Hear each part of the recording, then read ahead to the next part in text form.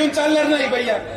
जर आपण छत्रपती शिवाजी महाराजांचे मावळे आहोत, जर आपलं आराध्य दैवत छत्रपती शिवाजी महाराज आहे, आपलं आराध्य दैवत छत्रपती संभाजी महाराज आहे, आपण जर आज भारतरत्न डॉक्टर बाबासाहेब आंबेडकरांचं पूजन करतो या महामानवांचं पूजन करतो, तर आज हिंदू म्हणून आणि नुसतं हिंदू नाही तर छत्रपती शिवाजी महाराजांचा मावळा म्हणून आपली भूमिका नुसतं लव जिहाद विरोधात नको, पण कॉलेजच्या बाहेर उभा राहणाऱ्या प्रत्येक टवाळक्याला ठोका जो महिलाची छेड काढतो, तर तुम्ही हिंदू आहात.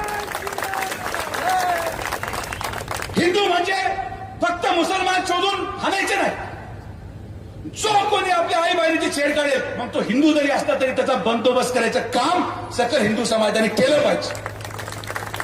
जो कोणी महिलाला सुरक्षित ठेवत नाही, आजही भैया तुम्ही नगरला पाहत असाल, मी राहत्याला पाहतो, शिर्डीला पाहतो की कॉलेज सुटलं की काही ठराविक पोरं मोटरसायकल घेऊन तिथं गॉगल घालून फिरत राहतात. हे झिपरे असे केस,